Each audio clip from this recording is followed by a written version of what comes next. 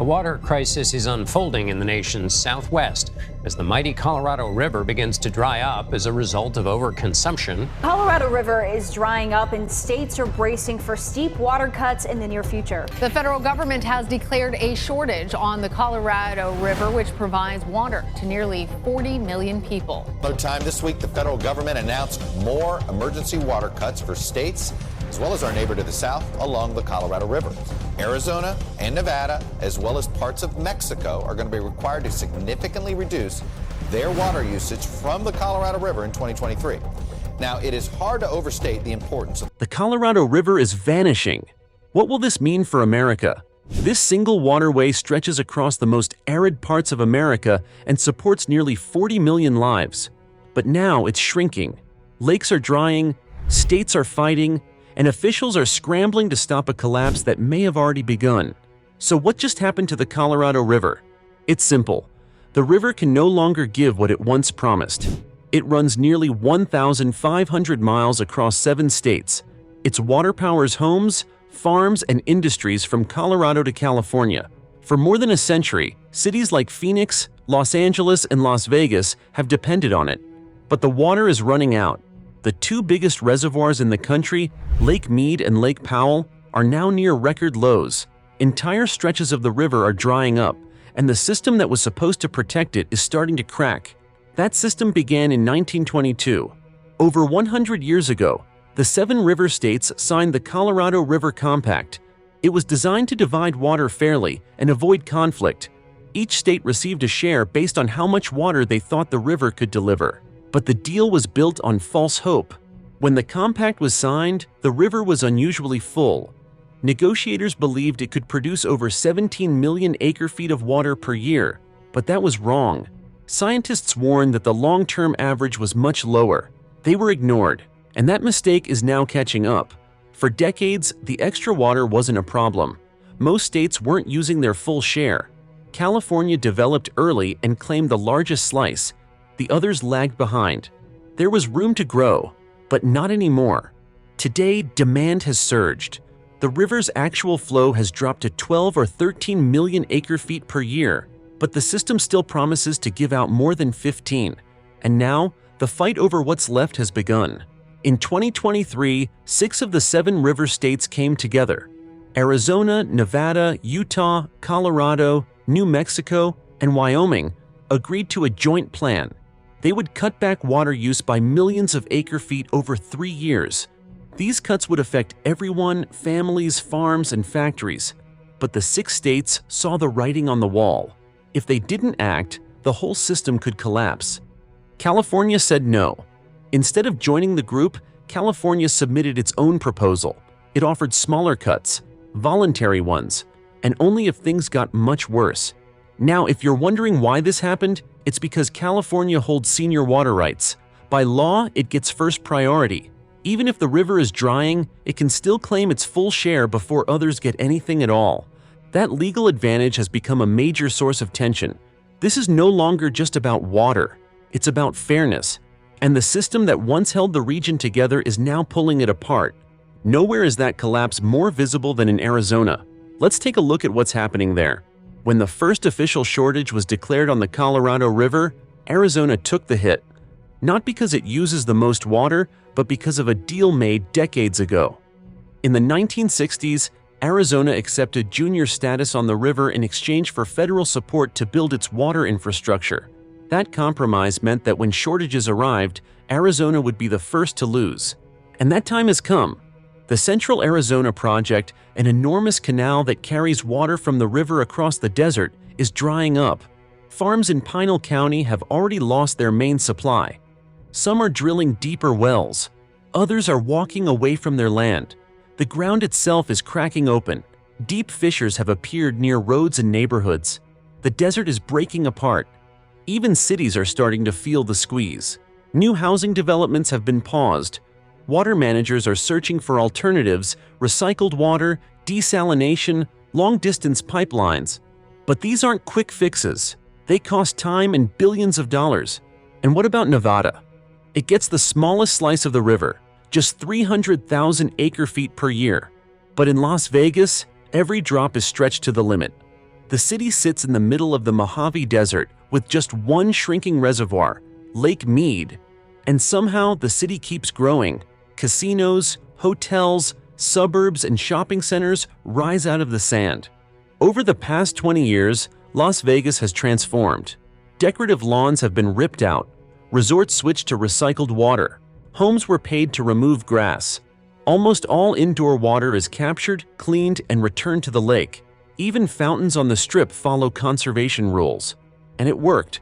Despite population growth, Southern Nevada cut its water use by nearly a third and became one of the most water-efficient regions in the country. But now, efficiency may not be enough. As Lake Mead falls closer to the dead pool, even Nevada's deep intake tunnels are being tested. The state has no backup, no extra supply waiting in the wings. If deliveries drop further, the best-run water system in the desert could still come up short. And yet, while Nevada conserves, California delays. While Arizona suffers, California digs in. While 6 states unite, 1 state stands apart. What happens next? Texas doesn't even take water from the Colorado River, but it's still paying the price.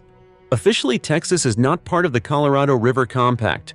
The river flows west of its borders and feeds 7 other states. But the crisis doesn't stop at state lines. It never does. As water shortages hammer California, Arizona, and Nevada, people are moving. Businesses are relocating. Pressure is building in places that were never part of the original deal. Texas is feeling the ripple effect. Over the last decade, hundreds of thousands of people have left the Southwest, and many have come to Texas. They brought their water needs with them. Cities like Austin, San Antonio, and Dallas are growing fast. But the water supply hasn't kept up. At the same time, Texas is battling its own droughts. The Rio Grande, the state's southern lifeline, is shrinking.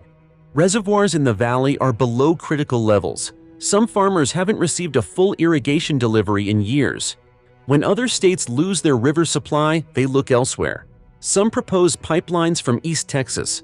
Others talk about buying groundwater rights from private landowners. In times of scarcity, every drop becomes a target. Texas is now investing billions in new infrastructure, pipelines, desalination plants, and emergency aquifers. But the message is clear. What happens to the Colorado River doesn't stay inside its basin. And even states outside the original deal are getting caught in the crossfire. And Texas is not the only one. The river also touches 4 upper basin states: Colorado, Utah, New Mexico, and Wyoming. These states face their own challenges. In Colorado, the river begins its journey. Snowmelt from the Rocky Mountains feeds the entire system. But warmer winters are changing everything, and Colorado is stuck between nature and law. Utah is booming. The Salt Lake region is expanding fast, but water supplies are thin.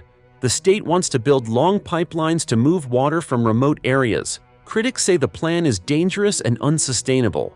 Meanwhile, the Great Salt Lake has reached record lows. Toxic dust storms now threaten entire communities. New Mexico depends on the San Juan River, but reservoirs are running dry, agriculture is fading, and disputes with Texas are getting worse. Albuquerque is now looking for water far from home. Even Wyoming is under pressure. Ranchers depend on early-season meltwater, but now they must balance survival with legal obligations to send water downstream. And then there are the Native American tribes. They hold legal rights to nearly a quarter of the river's flow, but many still lack basic water infrastructure. The river affects them all, but only a few states control the decisions. And the deeper the crisis gets, the more the ignored voices are left behind. Because this river didn't just change cities, it built the entire modern West. Before dams and canals, the region was mostly dry, uninhabitable land. Native tribes lived near springs and scattered rivers, but large-scale settlement was nearly impossible. That changed in the early 20th century. Hoover Dam was built in 1936. The All-American Canal followed. For the first time, cities like Phoenix, Los Angeles, and Las Vegas could grow beyond their limits. Farms exploded. The Imperial Valley became one of the most productive zones in America. Arizona built a 300-mile canal to carry water across the desert. Suddenly, the Southwest became a food powerhouse. Crops like lettuce, citrus, and cotton could grow year-round. Dams did more than just control floods. They created electricity. They powered industries. They fueled new cities. The Colorado River wasn't just a water source, it was the engine of the West. But now that engine is breaking down. Reservoirs are nearing dead pool. If they drop too low, dams can no longer generate power. Some farms have already lost access. Cities are cutting back. Aquifers are being drained. The West, built on abundance, is now drowning in scarcity. And still, the developments keep coming. New homes rise in dry suburbs. Farms continue business as usual. Many leaders stay quiet. But the signs are getting louder. For years, the government watched this crisis grow and did nothing.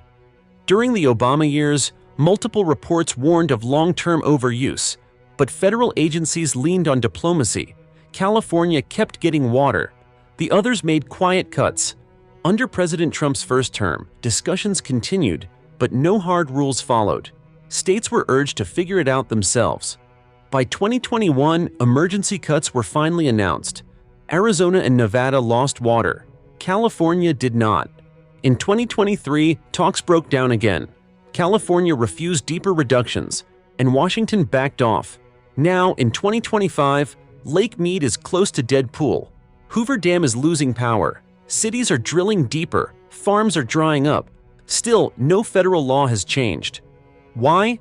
Because water is political dynamite. California grows a third of the nation's vegetables.